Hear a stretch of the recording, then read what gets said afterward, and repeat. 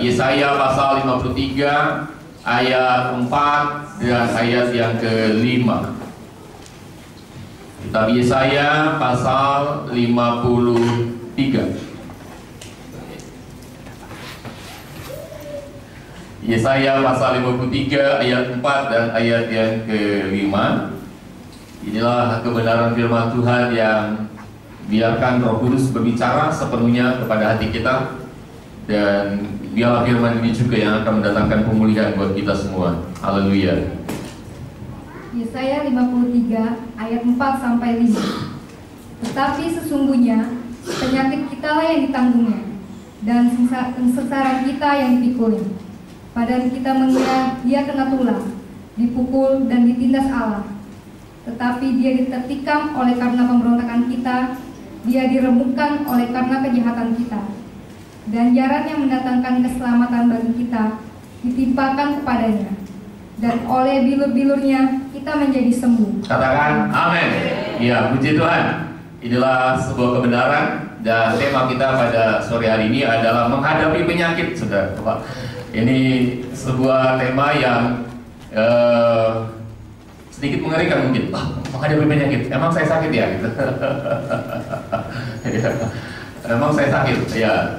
Kita akan belajar firman Tuhan ini, saudara-saudara. Mari kita akan biarkan Roh Kudus berbicara kepada kita. Sebab dalam kehidupan ini setiap orang bisa saja menjadi sakit. Baik, mari kita akan buka dulu dalam Mazmur 107. Mazmur 107 ayat yang ke-17. Mazmur 107. Mazmur 107 ayat 17.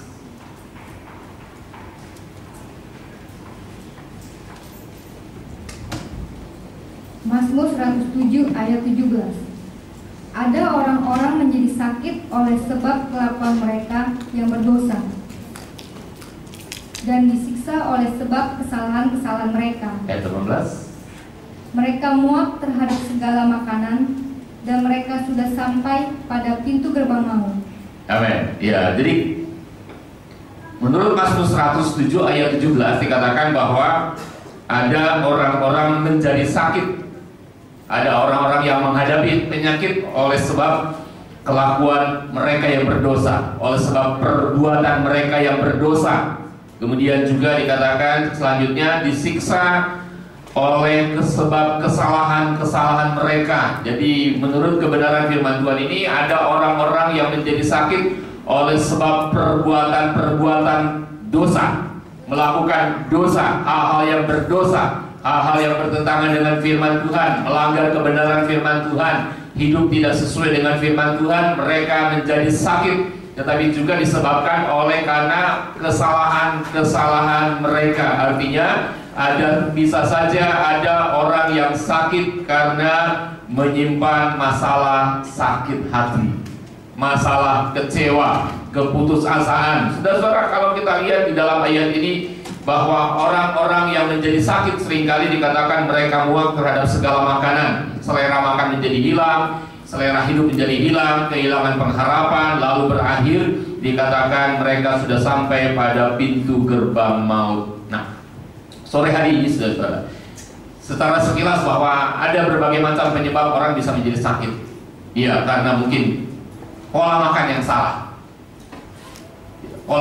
salah, ataupun gaya hidup yang salah, istirahat yang kurang, cari duit sepanjang hari, lewat tengah malam masih kerja, cari duit, alasannya adalah untuk istri, untuk anak, untuk kehidupan. Kemudian pada akhirnya bisa menjadi sakit. Tetapi juga ada orang yang menjadi sakit karena faktor usia. Ya, ada orang yang sakit karena kena bakteri, karena virus. Kemarin satu keluarga, anak-anaknya terkena virus Singapura, semua gatal-gatal, kemudian pilek, flu, batuk.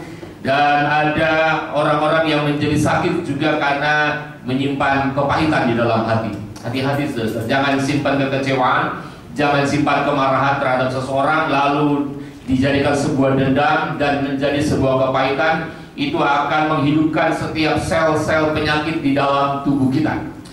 Nah, tetapi juga ada orang yang menjadi sakit karena masalah kedaulatan Tuhan. Artinya Tuhan bisa izinkan seseorang menjadi sakit karena memang Tuhan mengizinkannya. Dan apapun yang terjadi di dalam kehidupan ini penyebab dari sakit penyakit, percayalah saudara-saudara, berdasarkan kitab Yesaya pasal 53 tadi, bahwa Yesus mati di kayu salib.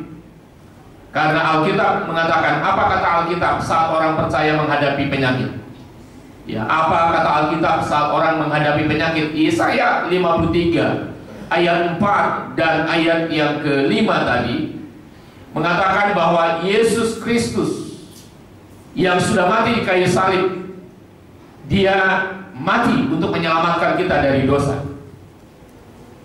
Dia menghapuskan dosa kita, menghapuskan segala kejahatan kita.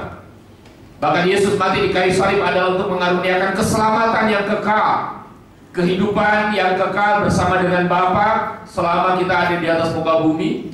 Kita menjalani kehidupan yang tidak sendirian, kita disertai oleh Tuhan, kita berjalan bersama dengan Bapa yang penuh dengan kepedulian, dan begitu mati masuk surga. Inilah keselamatan yang kekal.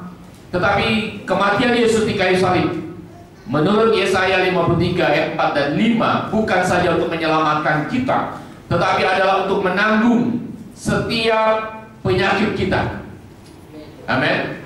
Yesus mati di kayu salib adalah untuk menanggung penyakit kita, untuk memikul segala penderitaan kita, kesengsaraan kita, penderitaan kita. Dia pikul di kayu salib. Dan satu kebenaran firman Tuhan mengatakan, oleh bilur-bilurnya kita menjadi sembuh. Amin. Jadi kita bersyukur kepada Tuhan yang sudah mati di kayu salib. Dia tidak hanya menyelamatkan kita dari dosa, Dia tidak hanya mengaruniakan keselamatan yang kekal, kehidupan bersama dengan Bapa di sorga maupun di bumi ini, tetapi Dia mengaruniakan janji yang luar biasa. Bila mana kita menghadapi penyakit, maka percayalah, Alkitab katakan Dia yang telah menanggung penyakit kita. Bahkan ketika kita sengsara, kesengsaraan kita dipikul oleh Tuhan. Bahkan ketika kita ada dalam penderitaan, Yesus yang sudah mati di kayu salib, Dia memberikan kuasa untuk kita bisa mengalami kemenangan dari penderitaan. Dan oleh bilur-bilurnya kita menjadi sembuh. Ini sebuah janji buat kita, bahwa kesembuhan adalah penggenapan kebenaran firman Tuhan di dalam kehidupan kita. Tuhan berkuasa menyembuhkan kita.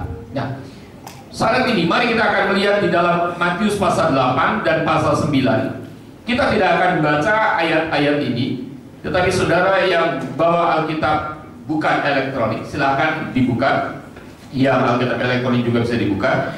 Di dalam Matius pasal 8 dan pasal 9, kita akan melihat saudara-saudara beberapa cara Tuhan Yesus menyembuhkan segala penyakit. Orang-orang yang datang kepada Yesus dengan penyakit apapun, Yesus berkuasa menyembuhkan. Nah, kita lihat ada beberapa cara. Jadi mari kita juga akan belajar dari kebenaran firman Tuhan.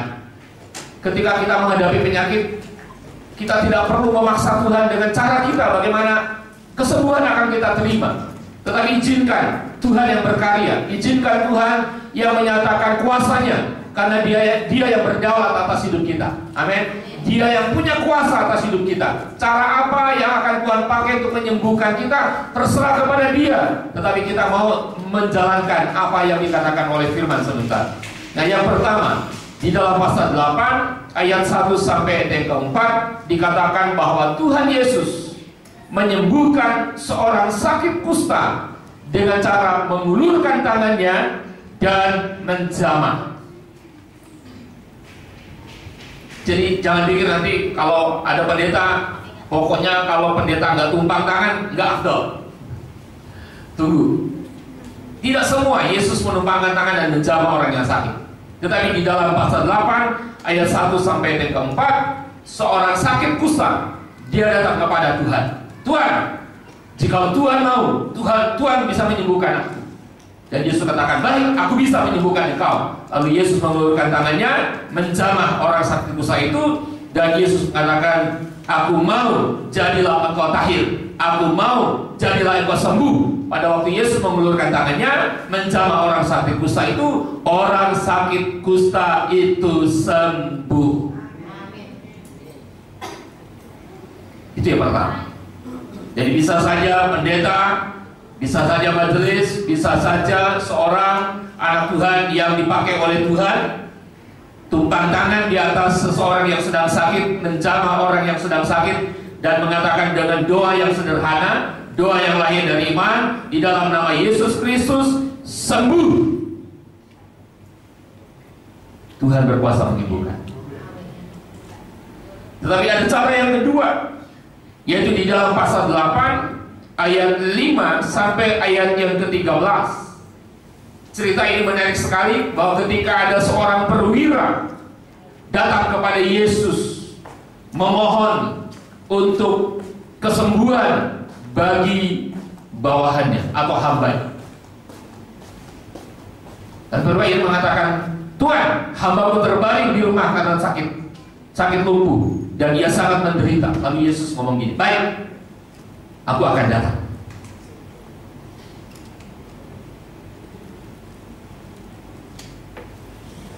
Kalau pendeta-pendeta, gembala-gembala mendengar ada berita yang disampaikan, Pak, dia sakit, pasti mereka akan mengatakan, baik, saya akan datang. Yesus begitu, saudara. Ketika perwira ini datang kepada Yesus, Tuhan, hambaku sedang terbaring sakit dan dia lumpuh, dia sangat menderita. Yesus katakan, baik, aku akan datang. Ini kepedulian Yesus. Ini Yesus yang penuh perhatian. Tetapi perwira ini mengatakan, jangan, nggak usah datang, tidak usah datang. Aku juga seorang perwira, aku punya bawahan. Kalau aku mengatakan kepada prajuritku datang, pasti dia datang. Kalau aku mengatakan kepada mereka kerjakan ini, pasti mereka mengerjakan itu. Dan perwira ini mengatakan begini kepada Yesus, tolong katakan sepatah kata saja. Katakan sepatah kata saja, maka hambaku itu akan sembuh. Waktu Yesus mendengar iman perwira ini, saudara, Yesus katakan, sesungguhnya aku belum pernah menjumpai iman sebesar ini di Israel. Lalu Tuhan Yesus mengatakan, pulanglah, jadilah kepadamu seperti yang engkau percaya. Saat itu Yesus mengatakan, pulang, jadilah kepadamu seperti yang engkau percaya. Jadi perwira ini pulang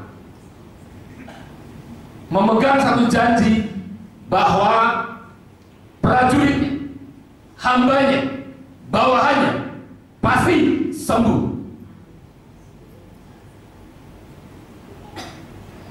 Kita perhatikan di sini, saudara. Jadi cara Tuhan menyembuhkan adalah hanya dengan cukup mempercayai sepatah kata yang membicarakan tentang iman. Misalnya kalau ada hamba Tuhan mengatakan, udah pulang aja, anakku sembuh, kita bisa katakan, amin, anakku sembuh, suamiku sembuh, istriku sembuh, karyawanku sembuh. Hanya cukup memperkatakan sepatah kata saja, tapi itu lahir dari iman. Jadi cara yang kedua yang dipakai oleh Tuhan Yesus untuk menyembuhkan hanya diperlukan percaya saja.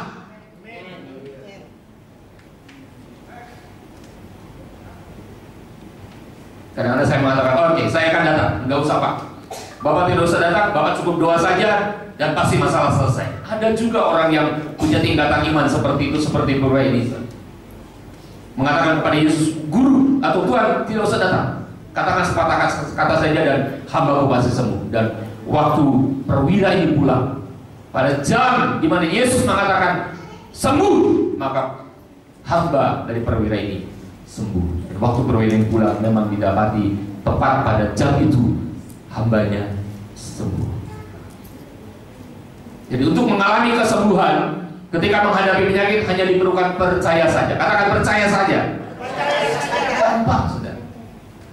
Percaya saja, yang di dalamnya ada iman. Karena satu-satunya yang andalkan siapa?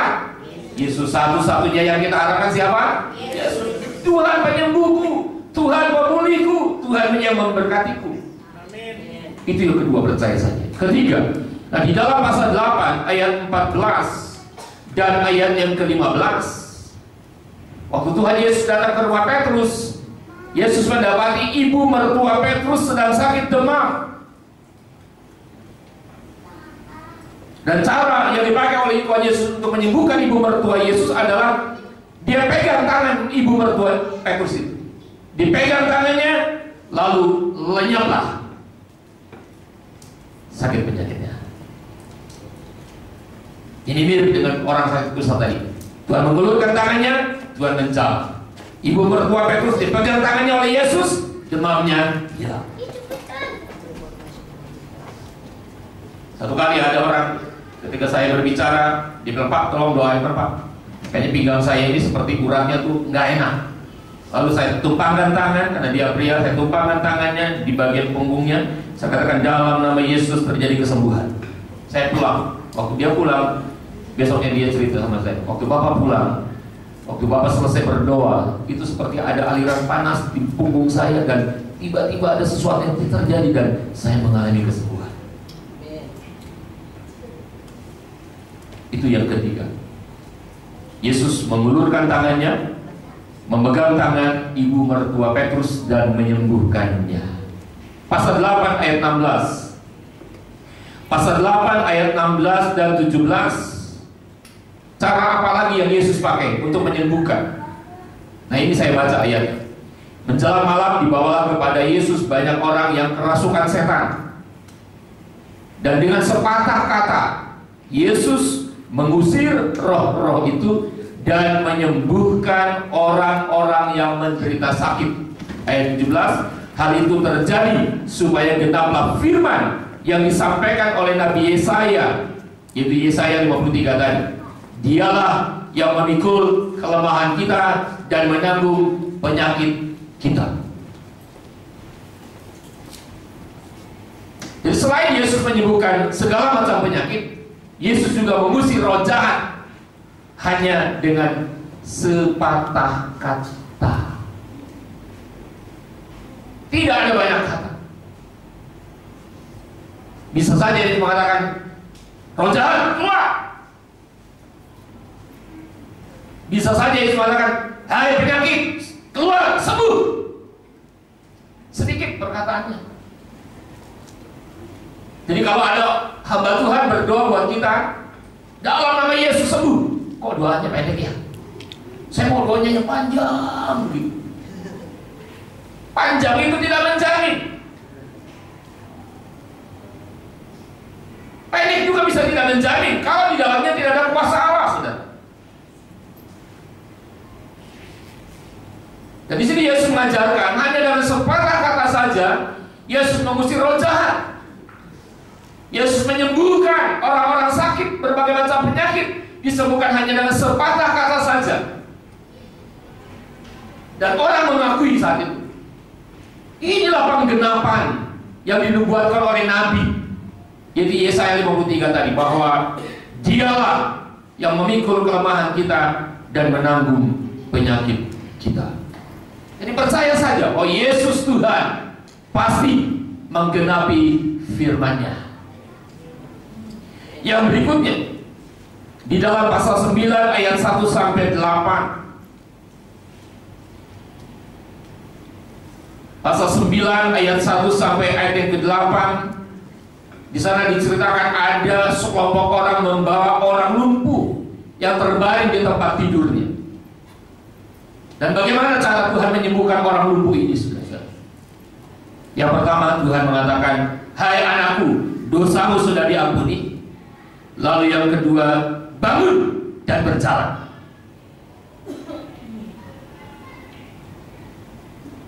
Jadi cara Yesus menyembuhkan seseorang yang menghadapi penyakit, menurut pasal 9 ayat 1 sampai 8, yang pertama, dosa itu harus lebih dulu diampuni.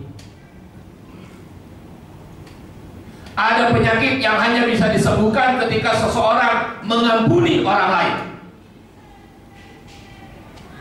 Misalnya, satu hari ada seorang istri yang sakit, Lalu ketika di-counseling ternyata dia dendam sama suami, marah sama suami, ada kepahitan sama suami, nggak bisa mengasihi lagi, nggak bisa terima dia lagi. Bahkan pada nyumpahin lebih baik suamiku mati. Semakin memendam rasa sakit itu di dalam hati, dia juga tidak sembuh-sembuh.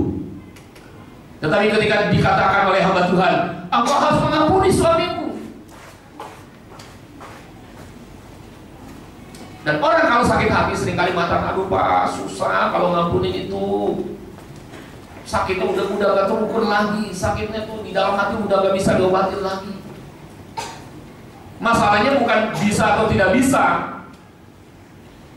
mau atau tidak aja.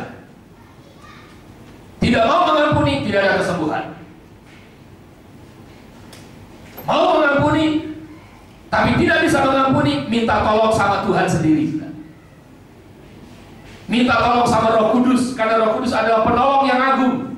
Hanya Roh Kudus yang akan memampukan seseorang ketika menghadapi penyakit, lalu ada sakit hati di dalam hatinya, minta tolong sama Roh Kudus. Maka ketika seseorang menghadapi penyakit lalu dia lepaskan pengampunan, semakin banyak lepaskan pengampunan, semakin rela dia lepaskan pengampunan, saat itu juga Tuhan bukan saja mengampuni dosanya, tapi Tuhan pasti menyembuhkan sakitnya.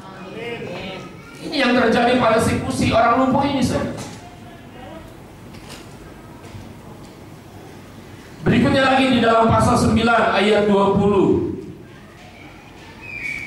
sampai 22. Di sana diceritakan ada seorang perempuan yang sakit pendarahan selama 12 tahun.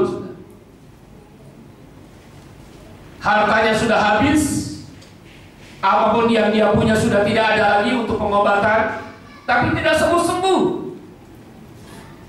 Bahkan kondisi fisiknya makin lama makin lemah. Dia bukan saja tidak kuat lagi berjalan, untuk beringsut saja sudah susah. Belum lagi risiko kalau dia keluar rumah, dia tidak boleh menyentuh, dia pun tidak boleh tersentuh oleh orang-orang yang sehat pada umumnya. Sebab itu akan mengandung risiko yang sangat besar.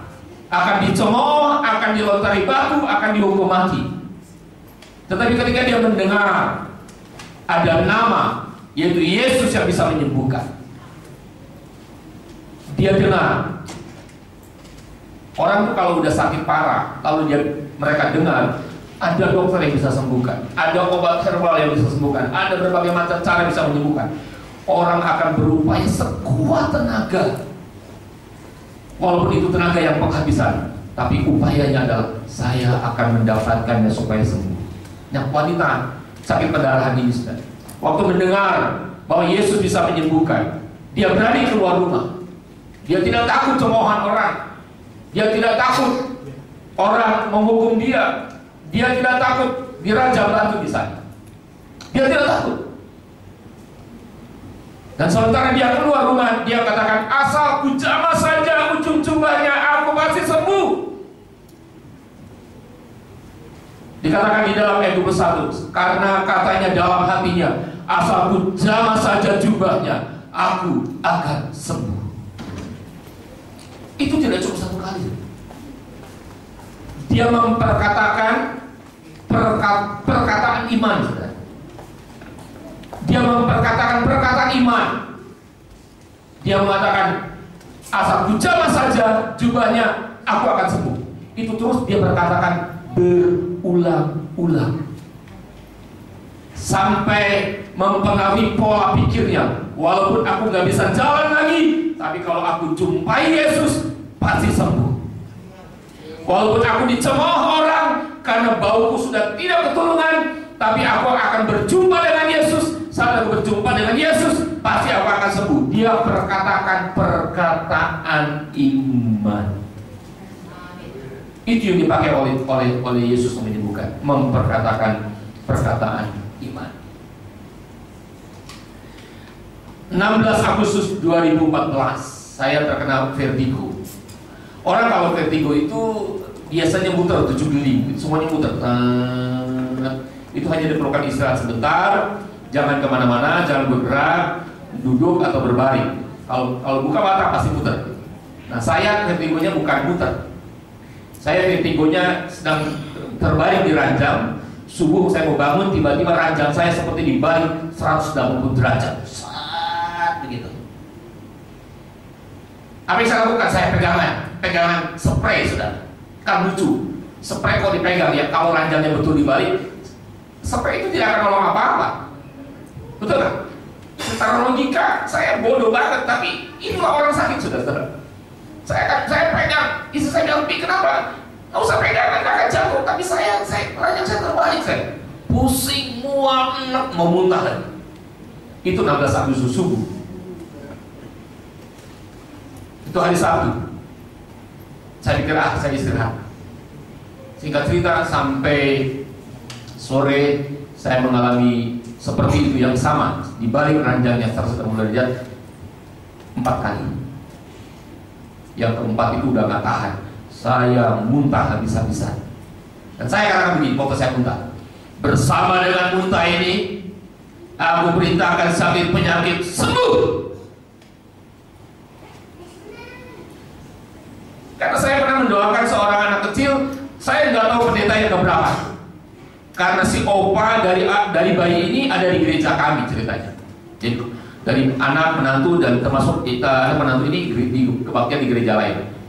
Jadi bayi ini udah penuh dengan selam di mana-mana. Saya diminta berdoa. Oke, karena saya diminta dan ini ada cucu opa, saya datang. Saya tidak tahu yang keberapa pendeta yang datang. Saya hanya doa sebentar, dalam nama Yesus, Tuhan Engkau yang berdaulat, sembuhkan bayi ini. Hamba percaya, kami percaya kuasa-Mu dahsyat, Engkau bisa diandalkan. Amin. Saya pulang. Ternyata sembuh, sudah. Tapi waktu saya berdiri yang keempat, saya berdoa seperti itu. Dalam nama Yesus, bersama dengan muntah ini, seluruh sakit penyakit hilang, lenyap, sembuh. Istri saya mengatakan, yes, amin. Anak saya apalagi, yes, suami sembuh. Sembuh gak? Enggak. Kenapa? Tuhan tidak berkuasa? Kenapa? Apa saya ada dosa? Kenapa tidak sembuh? Apakah Tuhan tidak dengar? Bukan. Bukan. Tuhan itu berdaulat. Tuhan itu sepenuhnya menguasai kita. Terserah dia caranya bagaimana. Tetapi yang penting adalah Tuhan selalu punya proses. Saya masih vertigo yang kelima, saya vertigo yang keenam. Saya tidak mau pergi ke dokter dengan catatan, dengan pemikiran begini, pokoknya besok hari Minggu saya akan ke gereja. Jadi saya akan istirahat sepanjang malam, besok pasti sembuh. Waktu besok mau bangun lagi subuhnya, ada yang ketujuh. Saya perintahkan dia, udah kamu ke gereja dah, istri dan anak saya ke gereja, udah ke gereja. Jadi, sementara mereka di gereja masih ada yang ke-9. Saya katakan, bawa saya ke rumah sakit, pasti ada yang salah dengan kepala saya, pasti ada yang salah dengan tubuh saya. Bawa saya ke rumah sakit. IGD masih ada yang ke-10, masuk ke ruang perawatan masih ada yang ke-11, Selasa pulang, hari Kamis masih ada yang ke-12. Nggak langsung sembuh. Kemudian tidak berapa lama saya pergi ke dokter gigi. Dia sama dokter gigi tanya, kamu, ayo minum obat. Saya minum obat ini dok. Oh, you vertigo ya? Wah, you vertigo, ayo juga vertigo. Wah, dokternya juga sama vertigo sudah. Jadi dikatakan, Ais sudah pergi ke Singapura, Ais sudah cek ke Singapura, vertigo adalah penyakit yang tidak bisa disembuhkan. Langsung saya bilang, ini dokter udah senior, dokter canggih, dokter yang luar biasa, tapi punya vertigo dan dia yakin bahwa vertigo tidak bisa disembuhkan. Dan dia juga mengalami hal yang sama. Kadang-kadang dia muter, kadang-kadang dia seperti dibalik. Oh, jadi sekarang pengalamannya sama dengan saya. Waktu saya pulang, saya renungkan kata-kata dokter itu sudah. Oh, vertigo adalah penyakit yang tidak disembuhkan. Saya tidak akan sembuh, saya tidak akan sembuh, saya tidak akan sembuh. Dan dokter ngomong gini, yuk kalau mau kemana-mana, selipkan di dompet. Bukan kalung salib ya. Selipkan di dompet obat vertigo. Kapan-kapan you mabok kena vertigo, you tinggal ambil obat itu karena ada di dompet. Saya hampir mempercayainya. Tetapi yang membuat saya trauma adalah kalau siang hari saya sudah mulai capek dan sepertinya ada sinyal kepala mau pusing, seharusnya saya pergi ke kamar berbaring. Saya takut untuk berbaring. Saya trauma. Kalau saya berbaring, nanti vertigo, lalu saya nggak bangun-bangun, berarti saya akan dikuburin. Jadi setiap hari saya hanya duduk di kursi. Nah, kakak ipar datang, kakak ipar juga dokter, mengatakan, yuk itu tidak sehat, tidur di sini, yuk berbaring. Tapi untuk beberapa lama saya trauma untuk tidur siang di atas kasur karena saya takut vertigo lagi. Lalu saya merenungkan, akhirnya saya ngomong gini sama dia, ini bodoh juga di sini ya. Bodoh juga di sini. Saya ngomong sama diri sendiri. Kenapa kamu renungkan perkataan dokter itu? Kenapa kamu membiarkan rasa trauma menguasai pikiranmu? Kenapa kamu sampai takut? Lalu tiba-tiba saya memperkatakan firman, bagi Tuhan tidak ada yang mustahil. Tuhan berkuasa menyembuhkan. Saya percaya firman-Mu. Saya perkatakan perkataan iman, saudara. Saya katakan kalau bagi Tuhan tidak ada yang mustahil, bagi saya juga tidak ada yang mustahil. Saya mau deal denganmu Tuhan. Saya akan ahli kesembuhan. Dan singkat cerita, sampai hari ini, bukan saja yang di balik 180 derajat, pusing muter juga tidak pernah terjadi lagi. Dulu sebelum Agustus 2016, vertigo yang namanya muter itu sering bisa tiba-tiba muncul, pusing. Itu kebanyakan lagi di rumah, pusing. Tapi waktu saya memperkatakan perkataan iman seperti perempuan sakit pendarahan 12 tahun tadi, bagi Tuhan tidak ada yang mustahil. Bagi Hosea tidak ada yang mustahil. Kalau saya bersama dengan Tuhan, berarti hal-hal yang ajaib akan terjadi dalam hidupku. Itu cara Tuhan. Tuhan tidak menyembuhkan saya langsung, tapi Tuhan memproses saya. Berikutnya lagi, di dalam pasal 9 ayat 23 dan 26, Yesus menyembuhkan seorang anak yang sangat menderita dengan cara memegang tangan anak itu dan menyembuhkannya. Kemudian di dalam pasal 9 ayat 27 sampai 31, di sana diceritakan ada orang buta datang kepada Yesus ngomong begini, kasihanilah kami, hai anak Daud. Lalu Yesus bertanya begini di dalam ayat 28, percayakah kamu bahwa aku dapat melakukannya? Yesus bertanya, percayakah kamu bahwa aku bisa menyembuhkan? Kali ini Yesus tanya dulu sebelum dia menyembuhkan, percayakah kamu aku bisa menyembuhkannya? Lalu jawab orang buta itu, iya Tuhan, kami percaya. Jadi Tuhan mau dengar. Kalau kita menghadapi penyakit, Tuhan mau dengar, Tuhan, saya percaya Engkau bisa menyembuhkan.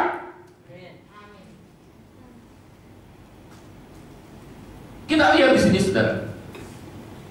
Alkitab mencatat kepada kita beberapa cara yang Tuhan pakai.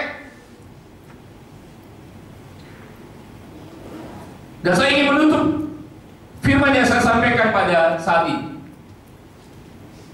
Bagaimana seorang percaya dapat mengalami kesembuhan dalam menghadapi penyakit? Satu, kita harus fokuskan iman dan pengharapan hanya kepada Tuhan. Kalau fokus kita adalah sakit penyakit, penderitaan dan kesengsaraan, itu biasanya hanya akan melemahkan iman kita. Apalagi kalau Tuhan belum jawab. Seperti waktu Maria dan Marta memutus seseorang datang kepada Yesus supaya datang ke rumahnya menyembuhkan Lazarus. Alkitab katakan Yesus sengaja menunda perjalanannya. Waktu Yesus datang, Lazarusnya bukan sudah sembuh, sudah apa? Sudah mati. Kalau di zaman sekarang, katanya Yesus baik, katanya Yesus segera menyembuhkan, katanya Yesus kalau diminta segera datang. Mana buktinya? Jadi kalau seseorang berfokus kepada penderitaan, sakit, penyakit, dan kesengsaraan, kesengsaraan itu hanya akan melemahkan, akan memadamkan pengharapan, dan akan mudah untuk terpancing, terpengaruh, mengambil jalan pintas. Kok Tuhan belum sembuhkan ya? Akhirnya cari kesembuhan-kesembuhan yang bukan di dalam Yesus. Pergi ke dukun lah, pergi ke paranormal lah. Haus, bawa seekor kambing dari ujung tanduk sampai ujung kaki, hitam semua, dan gak bisa dibeli di sini, belinya di Arab. Waduh.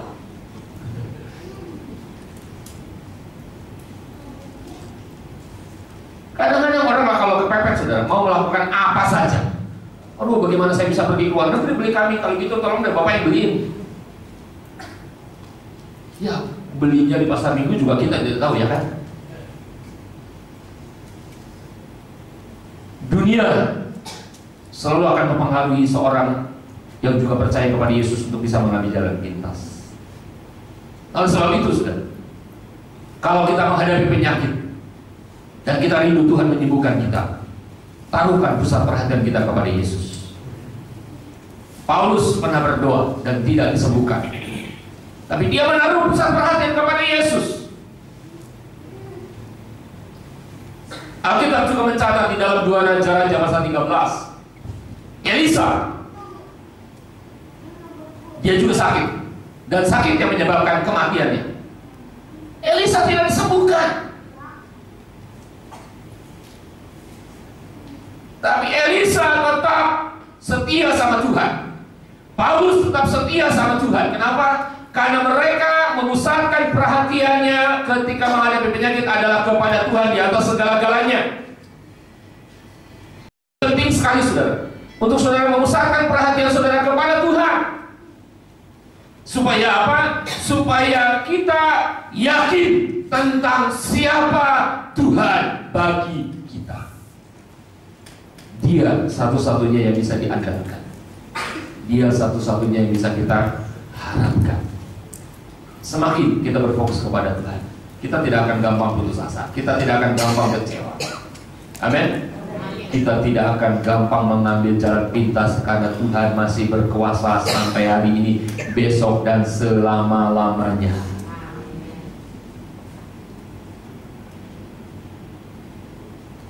Dan Tuhan bisa menyembuhkan dengan berbagai macam cara yang luar biasa. Lewat mimpi juga bisa. Seorang opa yang batuk, keluar darah, lalu dia cek paru-parunya juga sehat, nggak ada apa-apa, tidak ada luka apa-apa di dalamnya, sehat. Tetapi setiap kali batuk selalu ada darah. Dan malamnya dia mimpi masuk ke gereja, tapi gereja gelap, tapi ada sinar seperti salib begini, hanya salib yang bersinar dengan terang. Lalu dia datang pada salib itu, yang dia katakan, kalau di sana ada Yesus, sembuhkan aku Yesus. Dan waktu dia bangun pagi, dia batuk, sembuh, saudara. Oh, Tuhan dahsyat. Fokuskan pusat perhatian kita kepada Yesus ketika kita menghadapi sakit penyakit. Amin. Yang kedua, bagaimana kita bisa mengalami kesembuhan dalam menghadapi penyakit? Yang kedua, kita harus belajar mempercayai apa yang dikatakan oleh firman Tuhan. Firman Tuhan bilang apa? Yesus sudah menanggung segala penyakit kita, dan oleh bilur-bilurnya menjadi sembuh. Jadi cukup percaya saja. Pengalaman sehari-hari, anak saya itu kadang-kadang suka mulus perutnya. Dia selalu ada masalah dengan perutnya. Dia teriak, doain dong. Kenapa? Biar lancar. Bilang sebenarnya, saya ngerti maksudnya. Jadi sebelum berangkat sekolah begitu dia. Saya udah tahu. Terus saya tumpang tangan di perutnya. Dalam nama Yesus, lancar, bablas, enggak. Bablas angin ini maksudnya. Gak usah pakai WSMS ya. Lancar beneran, saudara. Bilang sebenarnya, saya ngerti maksudnya. Karena saya terbiasa untuk datang kepada saya minta didoakan ketika ada apa-apa. Karena dia tahu bukan ada bapaknya pendeta, tapi ada Tuhan yang bisa menyembuhkan. Jadi yang kedua adalah kita harus belajar mempercayai apa yang dikatakan oleh firman. Firman mengatakan tidak ada yang mustahil bagi Tuhan. Yang kedua, Yesus yang menanggung sakit penyakit kita di kayu salib. Oleh bilur-bilurnya kita menjadi sembuh. Satu kali ada orang mengatakan dalam bulir-bulirnya sembuh. Dia salah ngomong, saudara, bukan bilur-bilur tadi, bulir-bulir. Sembuh juga. Tuhan ngomong, stop. Tuhan nggak pernah apa? Bahasanya. Tuhan nggak bilang gini, kamu salah. Aku enggak. Sekalipun Tuhannya salah, Tuhan tetap jawab. Salah ngomong maksudnya. Jadi percaya saja apa yang dikatakan oleh firman, bahwa Tuhan masih berkuasa untuk menyembuhkan. Amin. Tuhan berkuasa untuk menyembuhkan. Yang ketiga, belajarlah memperkatakan firman iman. Amsal 18 ayat 21, silakan dibaca. Amsal 18 ayat 21.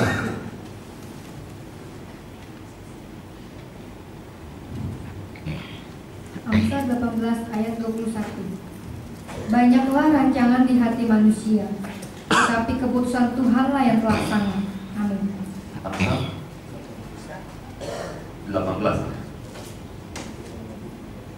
Amsal 18 ayat 21.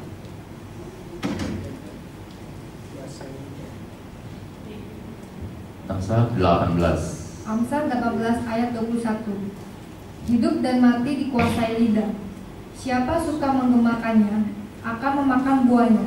Amin. Hidup dan mati dikuasai oleh lidah. Siapa suka menggemakannya? Siapa suka memperkatakan? Apakah itu yang positif, yang negatif, yang baik atau yang tidak baik?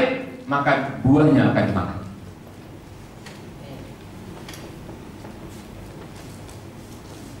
Jadi kalau kita rindu mengalami kesembuhan, belajar memperkatakan firman iman. Katakan apa yang kita percayai. Kalau kita katakan, ini susah sembuh, ini nggak mungkin, pasti tidak mungkin sembuh. Kita harus yakin memperkatakannya. Karena ketika kita memperkatakan dengan iman, memperkatakan dengan mengakui adanya pengharapan di dalam Tuhan Yesus, Tuhan berkuasa menyembuhkan. Tapi kalau Tuhan belum sembuhkan, percaya juga kepada firman. Di dalam kelemahanlah kuasaku menjadi sempurna. Terimalah kasih karunia-Mu, kata Tuhan. Jadi ada kasih karunia dari Tuhan, ada anugerah dari Tuhan untuk seseorang masih saja tetap sakit dan sakit dan sakit. Tetapi saya percaya ketika seseorang sekalipun dia akan tetap sakit bertahun-tahun, tapi kalau dia pelihara iman, sakitnya tetap ada, tetapi secara rohani, secara iman, dia akan tetap mengakui bahwa Yesus tetap baik. Itu yang terjadi pada Paulus. Paulus tidak nyangkalin Tuhan, Paulus tidak kecewa dengan Tuhan. Walaupun ada duri dalam dagingnya, dia udah doa dan tidak sembuh, dia tetap setia melayani. Itu yang namanya kasih karunia. Makanya saya bertanggung jawab untuk merawat mama mertua. Bukan saja dengan fisik, bukan saja dengan apa yang bisa kami perbuat, tapi saya bertanggung jawab untuk selalu mengingatkan mama mertua saya tentang nama Yesus. Sampai hari ini stroke sudah 7 tahun, makin melemah, makin pikun. Tetapi kalau saya ajak berdoa, dia selalu memanggil nama Yesus. Jadi bisa saja dalam catatan seseorang tidak disembuhkan sampai matinya, itu tidak berarti Tuhan tidak dengar. Itu tidak berarti Tuhan sedang tidak suka dengan orang ini. Bukan. Tuhan berdaulat atas hidup kita. Amin. Yang penting hati harus tetap dipelihara, percaya sama Tuhan. Jadi ini yang harus kita lakukan pada malam ini, saudara. Biarlah firman Tuhan selalu akan kita perkatakan sebagai perkataan iman. Oleh sebab itu, belajarlah mengucap syukur. Kalau kita sedang menghadapi penyakit, jangan suka mengeluh, jangan suka menggerutu, jangan menyalahkan siapapun, jangan menyalahkan diri sendiri, jangan menyalahkan keadaan. Karena dalam menghadapi penyakit masih ada jaminan dari firman Tuhan. Sesungguhnya penyakit kita lah yang ditanggungnya, dan oleh bilun-bilunnya menjadi sembuh. Oleh sebab itu, fokuskan iman kita dan pengharapan kita kepada Tuhan. 2, percayai apa yang dikatakan oleh firman-Nya. Yang ketiga, perkatakan perkataan iman. Karena waktu kita sakit, apa yang belum kelihatan, kesembuhan itu akan terwujud nyata pada waktunya. Dan saya percaya firman Tuhan ini akan digenapi dalam kehidupan saudara-saudara semua dengan catatan, yaitu kita harus percaya saja. Amin. Tuhan berkati.